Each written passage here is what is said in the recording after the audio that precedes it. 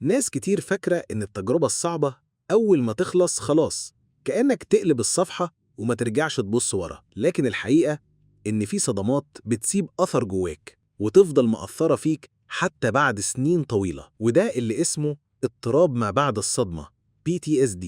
إيه اللي بيحصل؟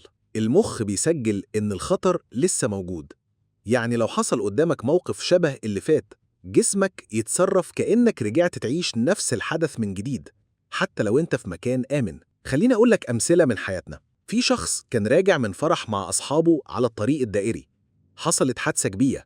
بعد شهور كل ما يركب عربية ويسمع فرامل جامدة يلاقي نفسه ماسك الكرسي بإيده وقلبه بيدق بسرعة.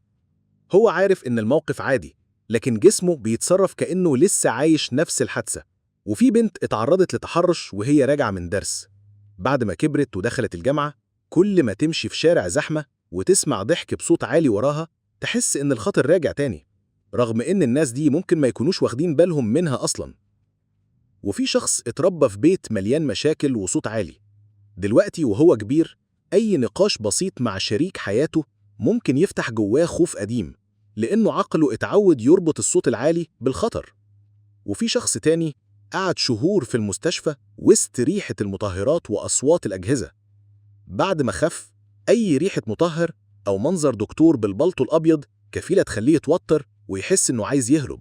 وفي شخص مر بتجربة خيانة في علاقة قديمة، حتى بعد ما دخل علاقة جديدة مجرد تأخير بسيط في الرد على رسالة يخليه قلقان وشاكك، رغم إن مفيش دليل لكن جواه جرح لسه مفتوح. الأعراض بتظهر بأشكال مختلفة، كوابيس متكررة، فلاش باكات تخليك تحس إنك عايش نفس الموقف من جديد، تجنب أي حاجة تفكرك باللي حصل، إحساس دايم بعدم الأمان حتى لو حواليك كل حاجة طبيعية، نوم متقطع، عصبية وفقدان تركيز. والأصعب من كده إن الشخص ممكن يلوم نفسه، يقول أنا السبب إن تعرضت للتحرش، أو لو كنت سايق أبطأ ما كانش حصلت الحادثة.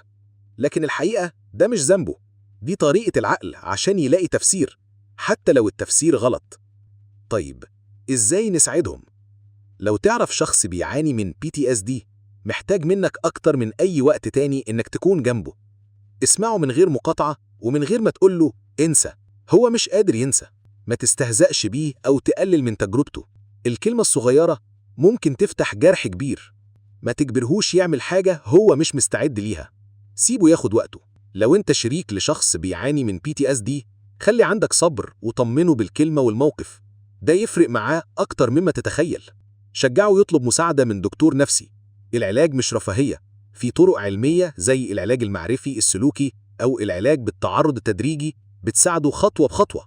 وأهم حاجة خليه يحس إنه مش لوحده، كلمة بسيطة زي أنا معاك، أنا فاهمك ممكن تخلي قلبه يهدى.